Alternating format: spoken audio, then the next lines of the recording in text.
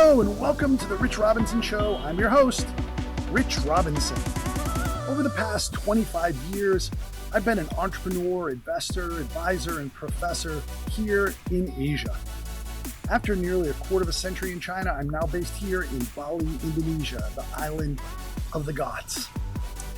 Asia is my home now. 60% of the world's population also lives here, but I would contend 80% of the world's dynamism and opportunity is right here in the region. On the show, you'll hear candid and fun conversations with some of my friends and colleagues, people I've met along my journey, entrepreneurs, operators, experts that will help you unlock actionable insights around the Asia region and the entrepreneurial agility that actually defines it. This first season, season 1 of the Rich Robinson Show, is titled At the Speed of China. Like, wait for it, at the speed of light. Things happen fast in China, and in this season 1, we're gonna take a deeper look at that. The rapid economic development over the past few decades, as well as the speed and cycles of innovation taking place all day, every day, right now. Let's go. Jayo!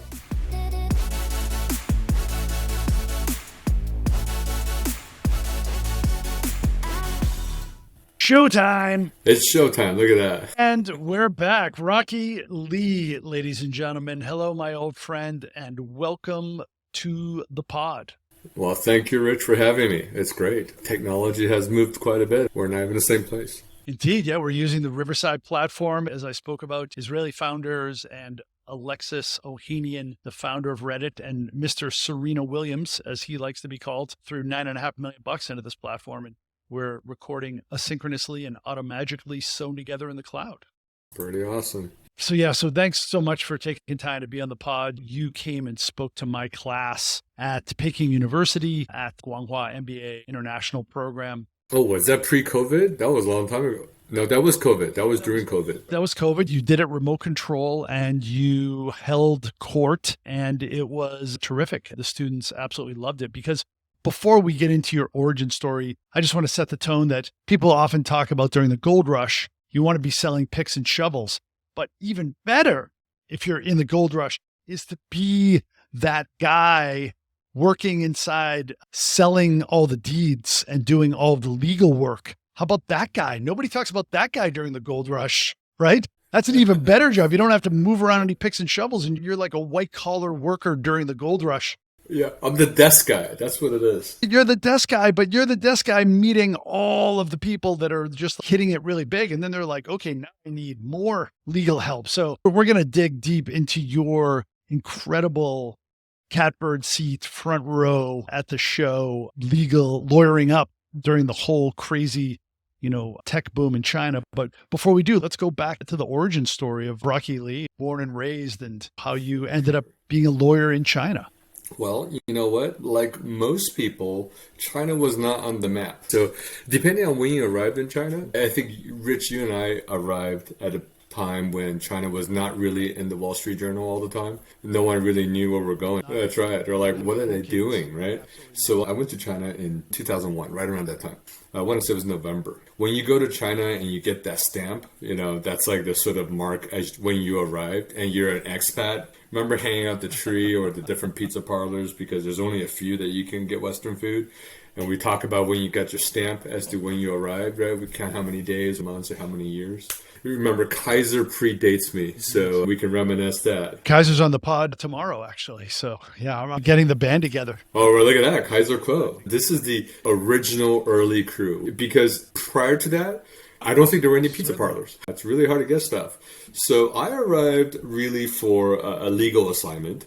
And it had to do with the Olympics. And it showed me Beijing in a very unusual way in the sense I went straight to the inner circle of Beijing, which was to basically handle construction and construction finance for the Olympics. And at that time, Beijing it was such a mystery, right? We don't know if Bank of China had money. They're not public. They're mysterious. People don't know how China's going to pay for this really expensive Olympics project. Yeah. Really expensive. It was in the billions. But, now today we look at that as a rounding error. Long story short, I went straight to the diplomatic compound. I stayed there for quite a bit, met a lot of folks, had these really, really big banquets, shook hands with a lot of people who were really, I assume, very high up. But it was really fascinating because as a sort of a foreigner and with mediocre Mandarin at best, I found it fascinating because I've never been to China and it was just so different. But despite your name, Rocky Lee, you don't even have the China tie, right? Yeah, I don't have the China tie.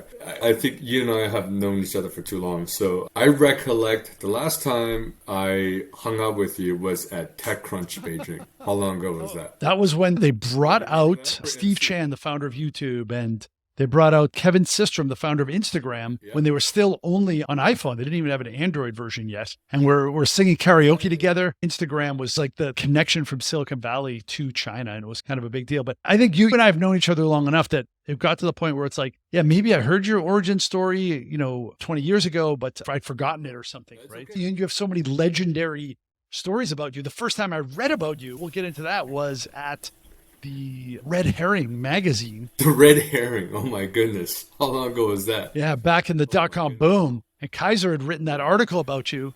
And then I was like, oh my God, I got to meet that guy. This guy trying to destroy my career. It was great. It was like you were right in the thick of it during the dot-com boom, doing deals. Yeah, Red Herring. Does Red Herring even exist in the U.S. anymore? It does not, right? I think it's gone, right? I don't think so. I think it blew up along with a lot of dot-com companies. But you do have the Chinese heritage, and you studied at UCLA and Berkeley, so you made your Chinese family extra proud, and then became a kick-ass lawyer, so even extra proud. So tell me about your view of China, or like growing up. Like, was there any aspiration, like I got to get back to the homeland, or was it more like, No. I wish there was some kind of cool story like that. It wasn't. It was just work. I showed up and I was fascinated by what was going on in China because my sense of it was so different. My sense of China was sort of what I saw on TV, National Geographic, bunch of folks in green and gray and brown and black, folks in suits. It felt very different. But when I arrived, I was like, oh, wait, they have skyscrapers. They have stuff that, I didn't know it existed. And at that time in Beijing, it was very ceremonial. I think you recall in the old days, there was a lot of sort of pageantry, ceremonial sort of things going on. And, it was fascinating. And what I noticed was that there was sort of this very, very early emergence of tech. I'm going to call it sort of like almost a seed still in the pod. And you can kind of see that there are folks talking about the internet, talking about computers, and I'm just going, oh, I'm from California. I was in the Valley. Yeah, I kind of know something about internet. I know what that is. I know a bit about venture capital. And as a lawyer, I was in California doing venture-related legal financings. So I was at a firm called Pillsbury Shaw Pittman now, but at that time I was in a corporate tech group. So we were doing sort of media, .com going back. When you're in LA or if you're in Southern California, there was a lot of media digital deals. Northern California was more software, hardware, and these were all sort of really interesting things that were happening in the US. But I didn't think there would be any of that in China. And when I showed up, there was definitely some tech. And the tech was sort of just starting to emerge.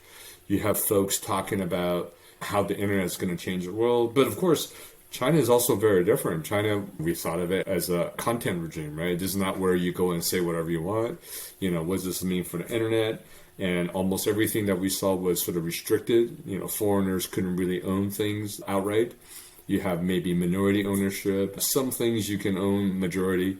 So it was a bunch of legal quagmire, right? People didn't know how to do deals. People didn't know how to invest. The US dollar didn't really flow in. Remember, we have to still change currency, 8.33, that was the rate.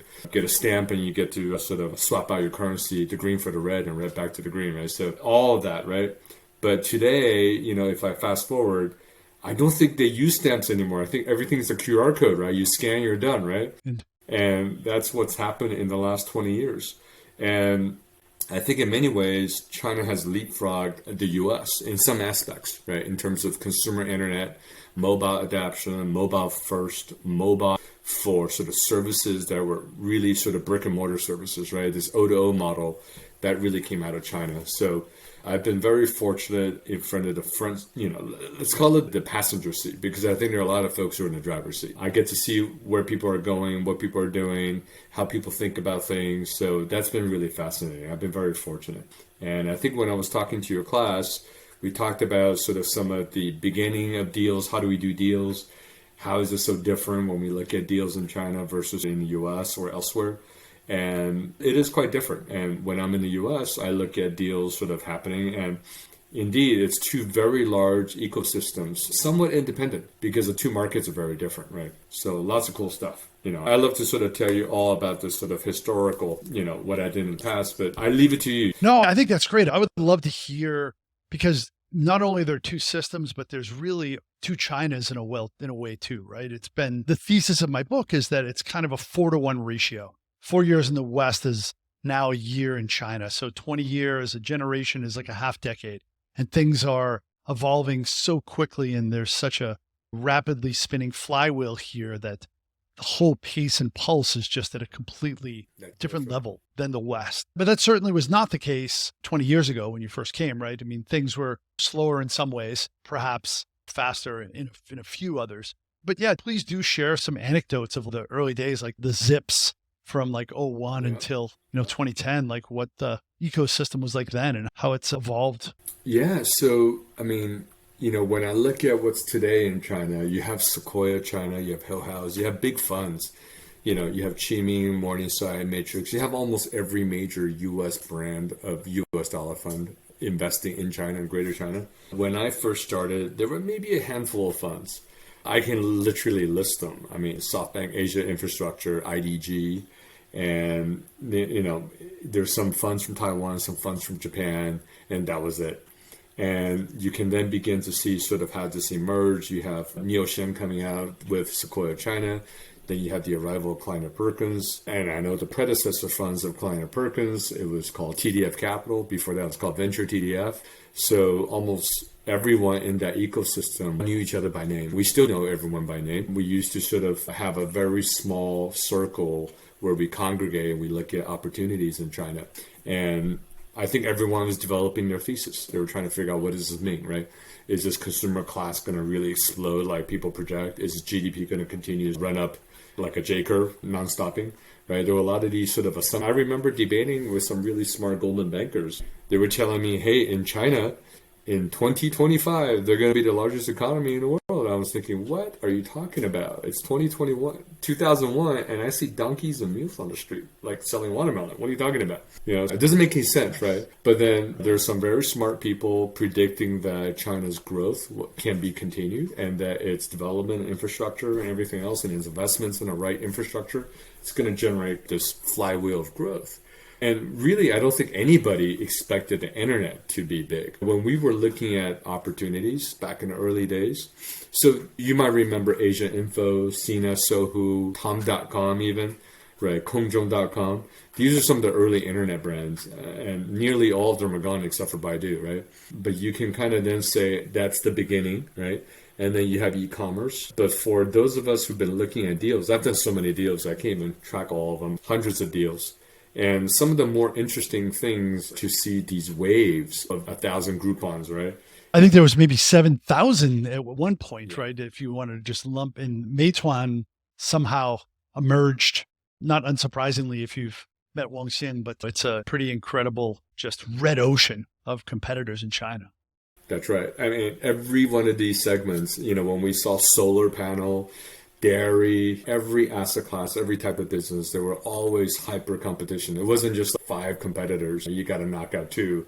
It was 5,000 competitors, right? 100 from each province, 40 in each city, right? It's just nuts, right? And the hyper competition is one of the reasons why you see China's speed. It's because you have to move at that speed or you die, right? And I think that's actually sort of, you have entrepreneurs in China that are just very, very sort of hardworking, very disciplined, very focused, because they know that if they're doing a startup, they're up against like 5,000 other ones, right? It's not like in the US where, let's worry about the top 3 because they receive funding. In China, it's like 100 receive funding. Let's figure out how do we survive, right? Super different experience. So brutally competitive. Brutally competitive, yeah.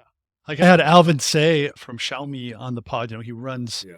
Xiaomi for Indonesia, and he's like, we compete against Chinese brands in Indonesia. And I think that's becoming more the case, right? Where you're a Chinese company abroad, but you're like, I can't give time and effort to the local competition. I have to worry about the competition back home that's competing locally here with me, right? And I think that's part of like the purpose of the books. People like understand like things are moving really quickly, and it's like, well, I may not even want to go to China. It's like, it doesn't matter. China's coming to you. And it's bringing this kind of peace and pulse. And this is what you can learn from it. And this is how you can best compete against it, right? Kind of like a Sputnik moment.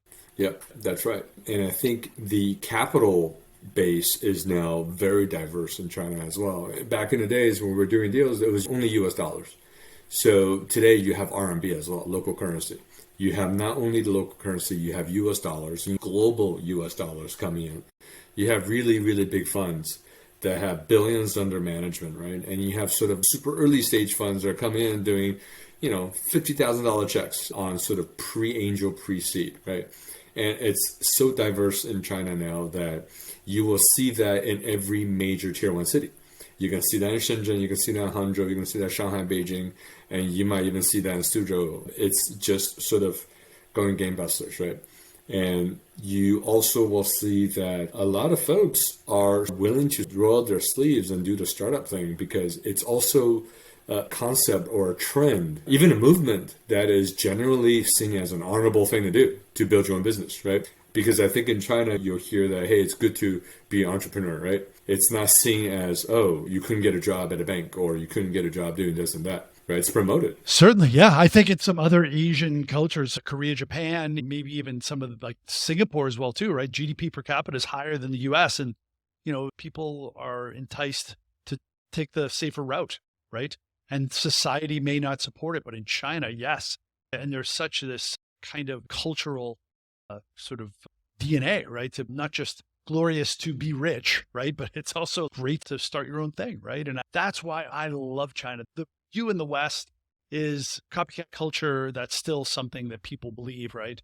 And that, Big Brother plays a looming role. And both of those have been true and can be true in some ways. But the true two things that, I've lived and breathed, and I know you have as well too, is that it's incredibly competitive, like you said, and that it's incredibly innovative as well too. And those are really what informs what's happening on the ground in China at such a lightning pace. That's right, Rich. And I think this copycat sort of finger pointing, I think it's kind of come the other way around, right? I think share bikes, that's a China concept, right? That's in the US, right?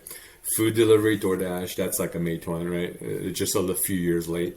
I think the last time we saw China taking a big concept from the US was really the rideshare Uber. And if you kind of look at what's happening today, I would say that Instagram is probably looking at WeChat for inspiration, probably looking at TikTok for inspiration, and social commerce, direct to consumer, right? The D2C category, China is really strong on that. The influencer KOL category, China is way ahead. Super app, way ahead. Yeah. So all of these concepts are really China concepts. And I think what people have not figured out in the US is that, and I dabble in investing, so I see this stuff too. There's a fundamental misunderstanding of how mobile first works, because I think so many products and innovation in the US are still PC legacy, transitioning to mobile, right? And that's the part where I think people just don't understand. How do you get to the super app? How do you get to this type of build around this technology? It doesn't make any sense. Why are you spending so much money? Why are you sort of building it this way? Why does your team look at this metric? I think that China is going to be probably the source of innovation, as well as maybe some of the inspiration for anybody in the US that is going to tackle mobile, right? I think US is just at the tip of the iceberg in terms of what mobile can do. Because if you look at China, I remember I debated with somebody that, hey, I don't think the grannies were ever on a mobile device in China. I think you're not thinking about this correctly. I remember telling a VC this, we were debating this. He said, no, the grandma and grandpa's going to get on the mobile. I was like, no, I just don't see that. They can't even see through the bifocal. How are they going to touch this stuff, right? Sure enough, right? Every grandma and grandpa is on Pinduoduo, right? Everyone's looking for that discount on the mobile. They don't have PC. They've never even used the PC. They probably never even had a landline. And they're on their mobile phone, right? They're getting a deal on Pinduoduo. I remember my ex-Chinese wife, I'm still very close to my Chinese family, and my ex mother-in-law, who I love, right? I see her going to, Jalafu or somewhere to get a deal in line. Don't ever get in front of a Chinese grandma that's on their way to get a deal, right? And like, it's pragmatism because it's so practical. Like, oh, this works, then give it to me. I'll figure it out, right? And I think that's a great point about PC legacy. I think sometimes people conflate, oh, well, you know what? Chinese do things in a different way. Like there's a different aesthetic and UX UI. And like, yeah, okay, that's partially true. But also like they've completely abandoned the PC legacy and said, let's do mobile first because it makes the most sense. And I think in the West, people still haven't embraced that. There's still this like sunk cost fallacy and this sort of mindset around it. And it's not the most practical and it's not really what's going to work, right? So I think conflating those two different things holds people back. I don't even think Zuck saw that, right? Yeah, to their defense, maybe the timing has to be right? But we also know that in China, if you build it, they'll come. That's the other sort of logic, right? I remember being in China looking at like, what are you going to do with all these office buildings and apartments? They all look empty to me in Beijing, right? And then somebody told me, oh, it's because the Olympics is coming. I'm like, how does that make any sense, right? And sure enough, Beijing, like everything is filled, right? You can't get an apartment. You can't even buy an apartment, right? They were able to predict supply and demand, right? And with mobile, it's very much the same thing, which is that, hey, if you build it, if it's a good service, it's a good product, people are going to use it. You shouldn't have to worry about whether somebody will prefer a PC or a mobile. If it's a really good product on the mobile, people aren't going to go to PC. People are just going to go straight to mobile, right? And there were lots of really cool ideas in China where, for me, I'm like, how are you going to do this on mobile? I just don't get it. Like, why would you ever want to do an Excel spreadsheet on mobile? Are you nuts, right? That's just ludicrous, right? And then I saw the product. I don't know if you saw, but TikTok has an arm that's doing sort of this enterprise Excel Word, right? Yes. The email replacement.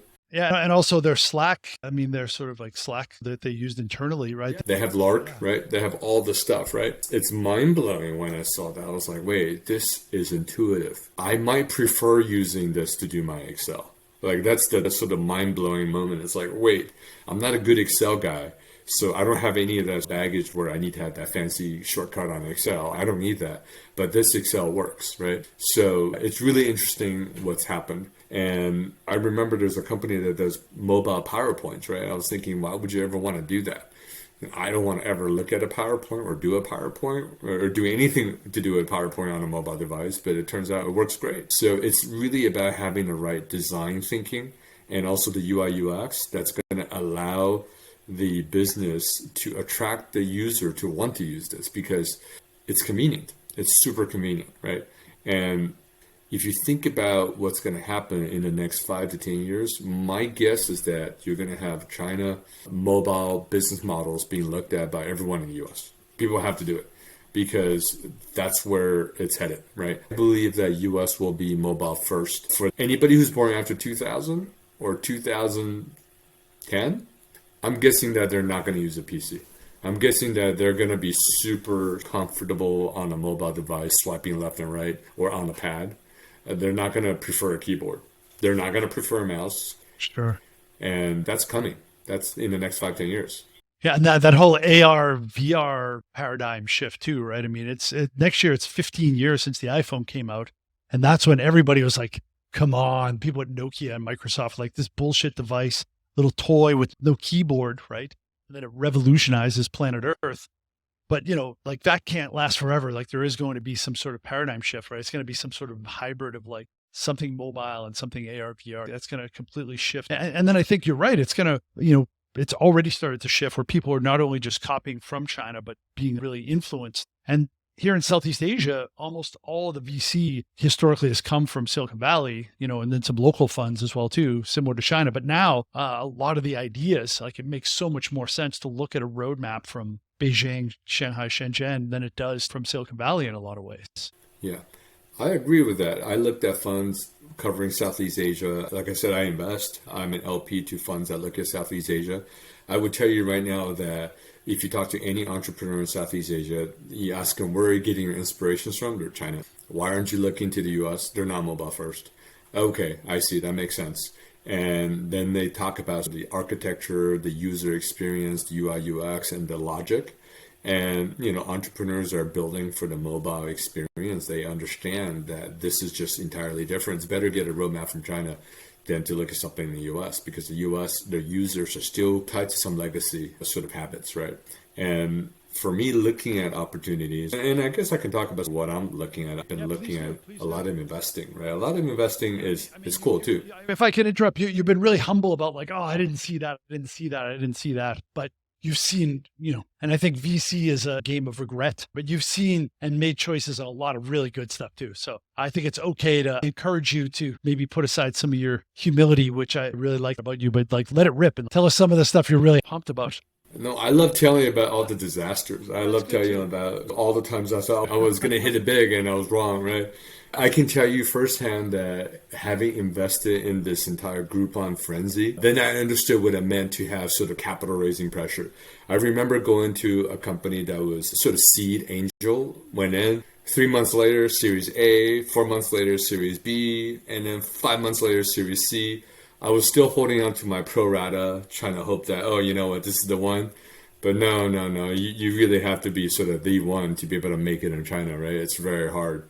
That was one of my biggest disastrous investments ever. It's like wiped out in it's in a year and a half gone, right? And it was a big number. And I thought, wow, you know what? That pro rata could be a really bad thing too when you try to keep your percentage, because you're just going to go down with the ship. And there were big funds in there too, right? You could have taken money off the table on the way, right? So some of the, no. No. It was so fast. There's no way you could have reacted. It was like a falling knife. There's no way. I can also tell you from that experience, that's also why I've been very fortunate. I sat across the table from Weinstein because we're trying to combine a business.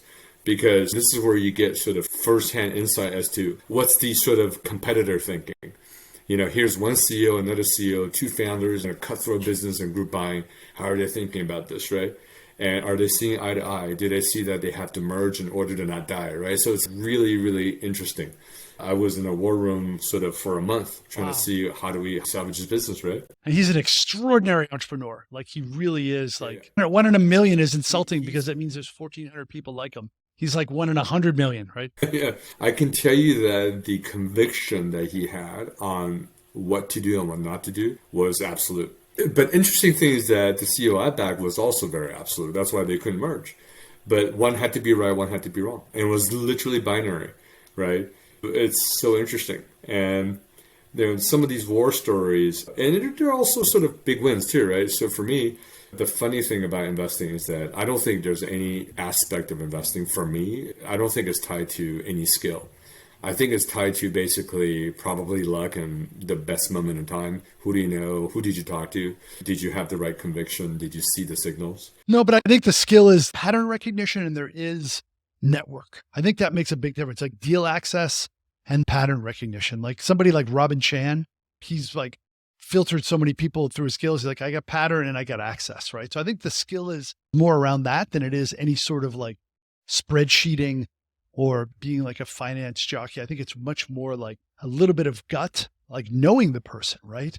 Yeah, I think knowing the entrepreneur and how he or she thinks about issues is key. There are a few traits that you want in a founder, and these are not typical traits.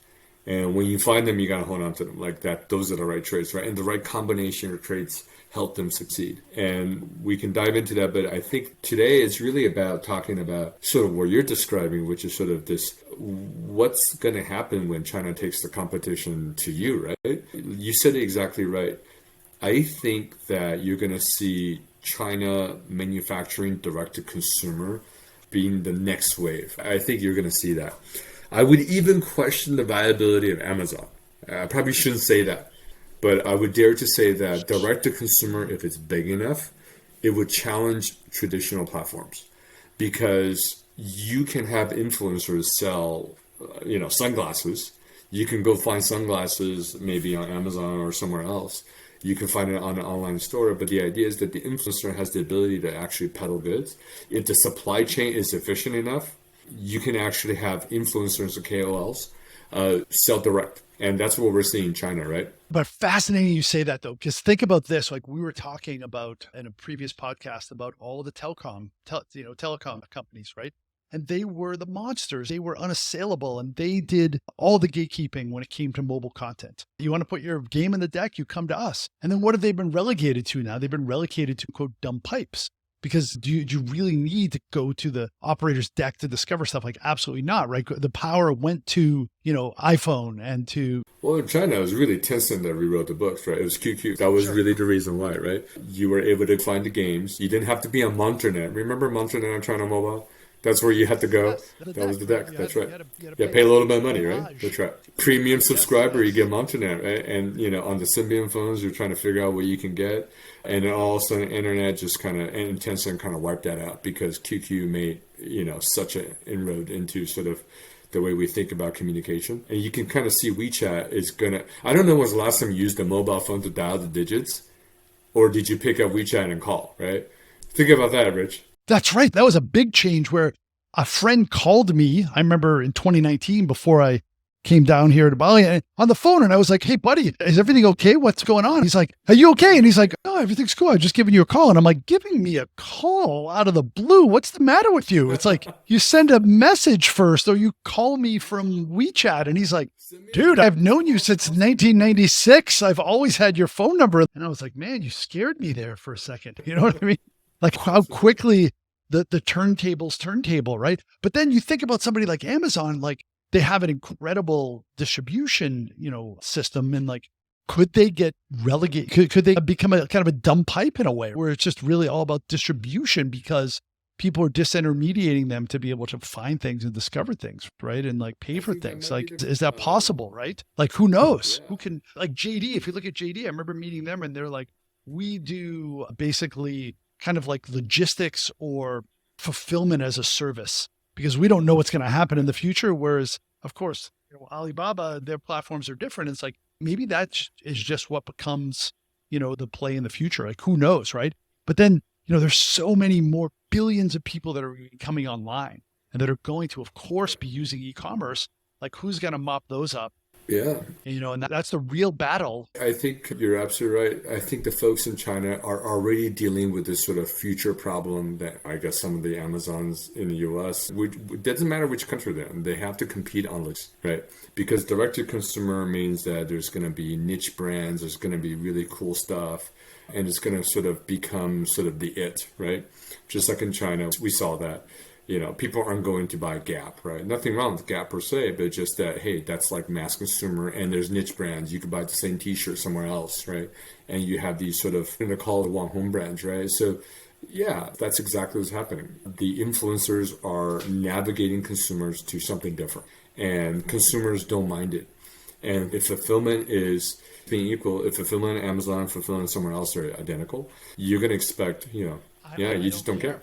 Yeah, I don't care. Like, how are you getting your data right now? Or how am I getting my internet access? Like, I literally don't care. I just want it to arrive, right?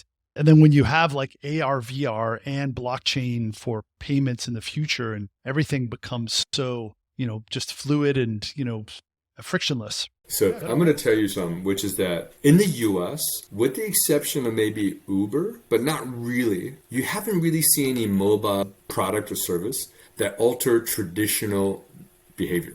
I'm going to give you an example of that, right? WeChat altered your calling on the phone behavior, right? You just don't dial the digits anymore, right? You just WeChat. And the other, the payment, right? The payment's a big one. Anytime there's a mobile product or service that's altering traditional consumer behavior or engagement, that's a winner. That's kind of how you should think about it. And I haven't really seen too many of these in the US, except for Robinhood, where you're not trading maybe on your desk because those big terminals, we've all seen those, right? From the Wall Street movies where you got to have two terminals and you're trading. But a lot of these folks are just trading on their mobile phone and that's okay, right? And that's actually a different engagement. And you can also look at sort of how in China, remember the days where we all had a business card? Like if you didn't have a business card, it's like, what are you doing? Like you forgot your shirt almost, right? You came out naked. You didn't have a business card. What are you doing, right? Today, I don't think anybody trades business cards anymore, right? It's a WeChat, right? It's completely altered. Isn't that crazy? And especially in China, people are like, oh, you're going to China. You need 2 boxes of business cards because that's like two-handed and like, China, Korea, Japan, like it's just ridiculous if you don't do that, right? And now Yeah, it's like poof. It's a WeChat, right? It's a WeChat. Let me sort of get your, scan, right? So it's all right. Oh, you scan me or I scan you, right? That's always the question, right? The polite thing is okay, I scan you, right? So it's really interesting, right? If you look at that engagement, that behavior, WeChat completely destroyed the business card business. It's like it's gone, right? And I haven't seen anything in the US that has that kind of sort of, hey, we're so mobile first, we're so good that we're just going to alter your behavior. And not only yours, but the guy next to you and the lady next to you, and then all of you guys are going to do it this way, right? We haven't seen that yet. And I think part of that is because there's been no super app in the US, right? We haven't seen that. And then people kind of talk about it. Oh, is super app too hard? US is about one single feature, MVP. That's the wedge in. That's how we want to build to scale. But that's actually not how it works, because anybody who's been around mobile apps in China will know that no, people don't monetize every engagement. It's a few engagements, and then the rest is free. Right? I don't think you need to charge money or pay money when you scan, right? So the key is that people don't understand that it's the sort of the core features plus all this free stuff that gives you utility and convenience that creates a super app, right? And people haven't figured that out yet. Yeah, you're right. And I remember the first time I used Uber and just said, oh, wow, you can see it coming. And then like get in the car and then you just walk out. And I was like, oh my God, that's so small things, but it was such a mind blower. Did you meet Travis when he first came to China? Yeah, I met with him, but it wasn't for long. So Travis made the rounds, met a lot of folks. Yeah. I met him when he first came out, and I felt like he was, a guy that was going to make it work in China. Like he just had that incredible drive. And in fact, now Didi's going public, right? And, they put $2 billion into China, completely different entity, different fund. And it's probably going to translate into $8 billion, right? Which is a kind of like Yahoo taking all of their investment at stake and putting it into Alibaba, right? Uber sold their stake in Didi. You probably don't know this because I know this. I did the Didi deal, so I know the cap table very well. So just for the record, I think, Didi and Uber didn't get along, as you know. You remember this. Uber China exited. Uber sold their positions. Yeah. They left Southeast Asia. They sold their Southeast Asia Grab, and they sold their China. And their Russia one as well, too. Yeah. That's right. And the company that partnered with Didi is actually Lyft. Probably didn't know this. John was out in China, and there was a meeting, and it's actually Lyft. So now there is no ownership in Didi by Uber anymore? To my knowledge, no. I didn't think there was. I mean, heck, it's been such a long time. I could be wrong. But I definitely recall it was Lyft. You know what? No, but in any case, like it was not, it was something that I even told Travis, but it wasn't like it was any revelation. It's just like, I don't know if you're allowed to win in China, right? Like, is the Chinese government going to let some, US company like dominate all of the transportation on the ground? I kind of doubt that, right? It's not that it's really sensitive, but I just didn't think that there was going to be, at a certain point, you become too big and then you have to basically exit in a way, right?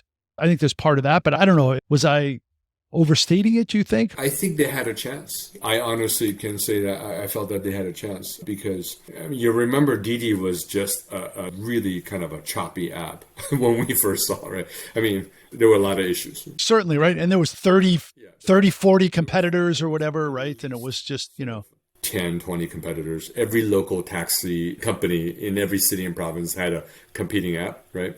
No, you're right. It was the first time and the only time that I was like, wow, there's an entrepreneur coming from Silicon Valley who is probably going to get traction in China, right? It was the very first time, and not something that was online gaming that, people had to play within the state of the game and they had no choice. And it was, but I'm talking about somebody who was, spinning so many plates, and he actually spent a lot of time in China, Travis did, right? And he was like traveling here and really like being like putting a lot of time and energy, and they raised a specific round just for that entity. And I was like, I think you actually probably could pull it off, because you already have so much traction and lead, but it's like, are they really, really going to be able to be allowed to do well? And like, I don't know. But in any case, what really happened was what's happened to everybody in coming to China is that competition just started heating up, and then it became, too distracting to do very well in China. You have to make a choice. Do I sell and, try to have some upside. But actually, I think it's a big win. I thought it was a big win for them in China,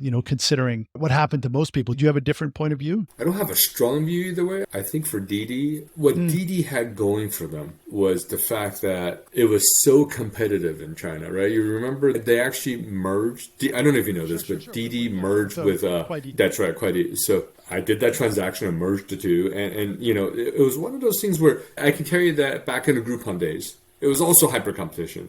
Had the company that I invested a bit of money in merged with Meituan, I suppose I would be sitting in a yacht inviting you to, via helicopter, come over, Rich. Let me have my helicopter pick you up. Like you can fly your yacht and have the flag going straight back, and then you can land while the yacht's moving. I prefer to land my helicopter when the yacht's anchored. I just want to let everybody know. I actually observed that conversation once between two investors in China. I'm not kidding. So, I think I definitely saw that. I've been in front of the Groupon war. I've been in front of the sort of shared bicycle, Ofo and Mobike, right? And Didi and also Kuaidi, right? So, like, come on, how many goddamn transactions have you not done? Like, that's amazing. These are all like seminal, like huge deals. I love it. I can't even keep track. So the battle scars that we have from sort of seeing what happens when you have hyper competition, someday I get to write a book about that, right? Yeah, so I think that's actually, if I may, is that like that's why there have been so many mergers, because it's such a high price to pay that you don't maybe see as many in the West that are like that because it's not as so hyper competitive. And they're like, wait a second, like truce. We're covered in blood and sweat and tears. Like we're killing ourselves. We got to stop, right? And that's the psychology, right? So I can tell you that in the Groupon battles, Meituan came out as the literally lone survivor, right? And I think it's because his commitment to not having subsidy killed the business model was fundamental to his success. Lasha was just getting sucked away into the subsidy war and also sort of raising capital to fill the subsidy hole, right? And then you have sort of the Didi I think because Uber was so competitive, Travis played a strong hand, right? And because he was very good, the local guys merged. Once you have that, it was almost a forced merge, right? So once you have that merger, then you have this singularly strong Didi, right? That's very hard to beat. Okay, so it had to do with the merger. But then you can also, fast forward. Remember Mobike and Ofo, the orange bike and the yellow bike? And I did Hello Bike as well. So there were 1,000 bike companies. I'm sure you've seen those photos of thousands of bikes laid to waste of different colors, right? Yeah, bicycle graveyards. So today, Ofo's gone, right? There was an attempt to merge Mobike and Ofo as well. And this was one of those where you're kind of thinking, what does this mean when these two companies merge, right? What does that mean for Meituan? What does that mean for Tencent? What does that mean for Alibaba, right? Because everyone had a hand in this, right? Everyone was in this sector. And it was so competitive. But what you end up having is basically Tencent doing their own, right? And Didi doing their own, right? So the bikes that you see now are the Didi bikes and also the Tencent bikes, right? Or Meituan bikes. I'm sorry, I shouldn't say Tencent. Meituan bikes, right? Ofo's gone, Mobike's gone. And it's really sort of, it tells you a couple things. It tells you that, hey, the big giants, right? If they want you to sort of go to zero, they can, right? That's the first sort of time we saw, okay, you know what? You don't have this too big to fail. Stop thinking that. This too big to fail, that investors will bail you out. That doesn't work, right? Ofo was the time when we realized, okay, no one's ever too big to fail internet. So cross that out. The second one is that, hey, the BAT, and now you have M, right?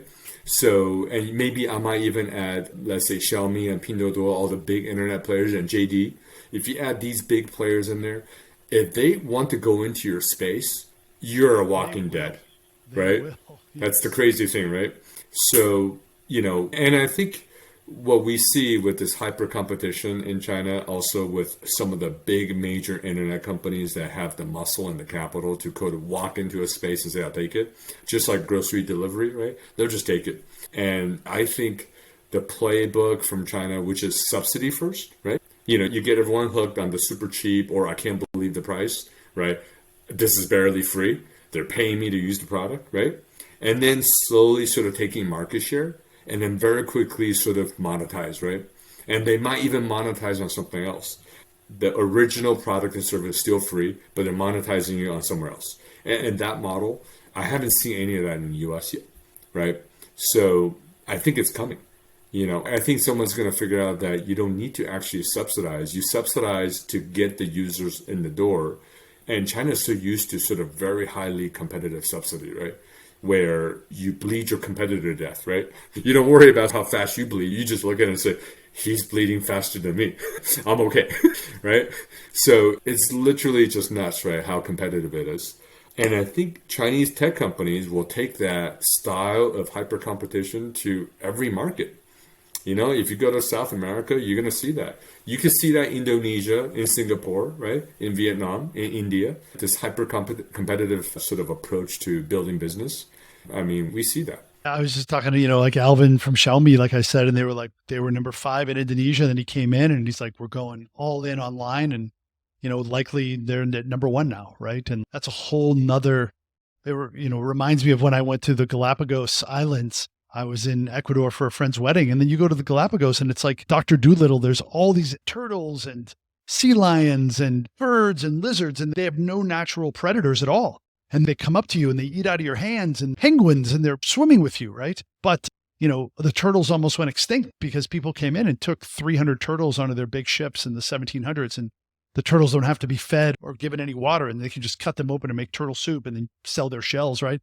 And they almost decimated the place because it had no local competition that was really intense, right? No predators. And in some ways you see like some of these Chinese companies now going into these markets, and it's just kind of like the Galapagos in a way, right? There might be some predators, but the predators are going to eat those predators and then eat everything else as well too, right? And it's fierce competition. So, wow, man, thanks for sharing. Tell me, before we wrap up, like just tell me some of the things that you've maybe invested in that you're really excited about these days. Yeah, so I've been investing, and it's 2 passions, right? Sometimes the lawyers don't have a whole lot to do other than to sort of look at deals or do real estate. So, for a while I was doing a lot of real estate investing, but I've been doing a lot of seed and angel investing. And initially it was to take US concepts and to see if they'll work in China. And in the last 2 years, 3 years, it's been the inverse. What's working in China? Let's see if it can work in the US. So I've been very fortunate to sort of, see some companies and, back some ideas. It's funny you mentioned Steve is one of the angel investors. So is some of the other folks well known, because I think Steve from YouTube. So some of these ideas, for those of us who've been in China looking at them, we look at it and say, hey, if this works in the US, that's a home run, right? It's about seeding these ideas and these business models that we think can work in the US today. Right, because there's also sort of, being too far ahead of the curve, right? You don't want to sort of bring something over and say, oh, everyone's going to scan QR codes in the US. No, that's not going to happen. That's not going to happen for a while because they still have credit cards. We still have legacy credit cards, right? Before we go to the tap, let's first go from swipe to tap, from tap to scan. We're missing the tap, right? So, you kind of have to think about what might work. So I've been sort of very busy with one of my passion projects to bring what is basically Ant Financial to the US. So I think that's cool. It's still very sort of hush-hush, but, I think that model can work in the US. Well, maybe talk a little bit, because some people in this, listening to this or inside baseball know what's going on in China, but what is so interesting about Ant Financial for some people that don't know about it? Like, talk about speed, like how quickly that has grown from a player that's absolutely really not a financial powerhouse, right? Or not the DNA anyway, right? Yeah. You know what? The power of Ant is really data, right? Imagine that you have all the data of Amazon, who's buying organic milk, who's buying this and who's buying that. You get a pretty good sense of who your consumers are. And if you ever want to peddle them a credit card, I would say that, Amazon knows exactly who can pay back and who can't, right? So Ant took advantage of the fact that they have all this consumer data, and they were giving credit to consumers. And many Chinese consumers, as you know, Rich, are underbanked, right? They don't have the ability to walk in a bank, or maybe they might have a bank, but you know what? Going to the bank is not a happy thing to do, Rich. It's to get that little number, wait in line, 40 minutes later, you get called up and maybe they'll do your transaction. But mobile has made it so that it's instantaneous, right? And people thought, I never want to go back to a bank and wait in line again, right? Ant Financial gave a really interesting app, Yuebao, right? Leftover money, you probably know this one. That was the capital aggregation, right? They take that capital and they lend it out. They make a spread in the middle, right? Super awesome if you have all the data in the world and if you have access to all the consumers. Very, very big business. And what people don't really fully understand is that this is a business that's an alternative to the existing sort of capital framework that's in China, right? Because in China, you have a very, very established framework that is for sort of normal lending, right? Secure lending, unsecured lending. And frankly, Rich, unless you work for the state or the state-owned enterprise, you probably don't have good credit because your job is not reliable, right? Like we got to make sure you have your job, right? And anybody who's maybe a sort of independent contractor, who's like an internet entrepreneur, who works in software and tech, they're not getting the best deals, right? They're not getting the best loan terms. So what we know is that Ali had fantastic data on those people, right? And they know exactly how much they make. They know their affordability, right? And they also know that they're good, honest people they'll pay back. So the short-term unsecured lending was what, right? And you see a lot of neobanks coming out of the US, right? So you have neobanks that basically go to a lot of folks and provide a service. But I think China and US is a little different in the sense that China had a massive savings, whereas US doesn't have that. And so that model doesn't port over perfectly, but there's a way to sort of solve for that. I won't talk about it here, but the idea is that there's actually an opportunity for the model to be used in the US because the data allows you to lend, right? And the same issues or same problems that consumers in China face are also faced by the US consumer. The China consumers is that they don't get high yield, right? They also don't get great banking experience. So going back to sort of waiting in line in a bank at a branch, that's not the best. Even if you have an app, you're not yielding, right? So it's not like the major banks are paying you a high yield unless you go into some sort of weird financial product. And they always try to peddle you some sort of financial product and you just don't want anything to do with it, right? Yeah, with high hidden fees and. That's right. It's just, there's no transparency, right?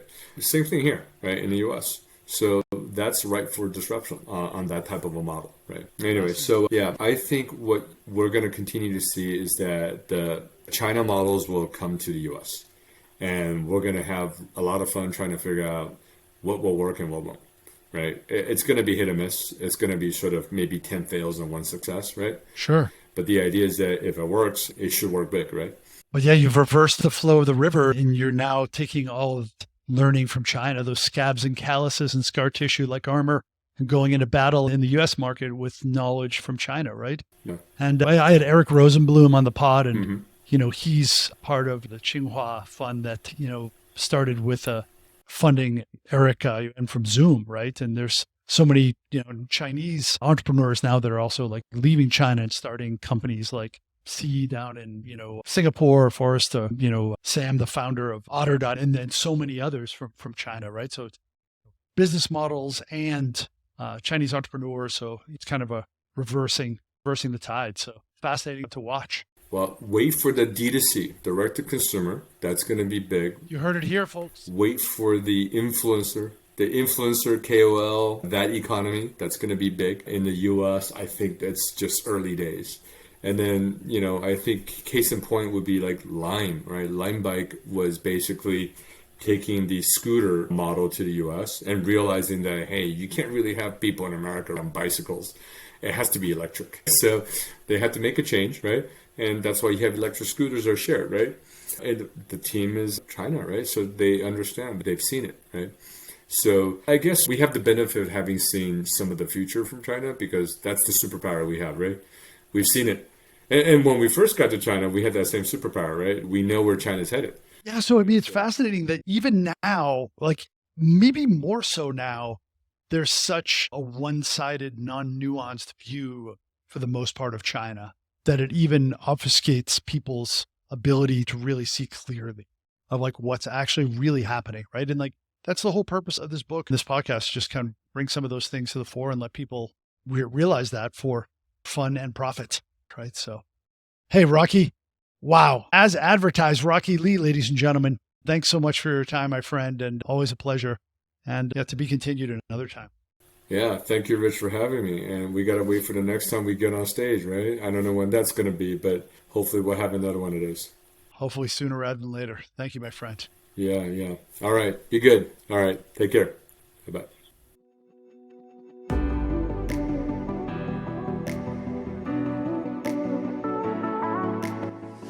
Hello and welcome to the Rich Robinson Show. I'm your host, Rich Robinson. Over the past 25 years, I've been an entrepreneur, investor, advisor, and professor here in Asia. After nearly a quarter of a century in China, I'm now based here in Bali, Indonesia, the island of the gods. Asia is my home now. 60% of the world's population also lives here, but I would contend 80% of the world's dynamism and opportunity is right here in the region. On the show, you'll hear candid and fun conversations with some of my friends and colleagues, people I've met along my journey, entrepreneurs, operators, experts that will help you unlock actionable insights around the Asia region and the entrepreneurial agility that actually defines it. This first season, season 1 of The Rich Robinson Show, is titled At the Speed of China. Like, wait for it, at the speed of light. Things happen fast in China, and in this season 1, we're gonna take a deeper look at that.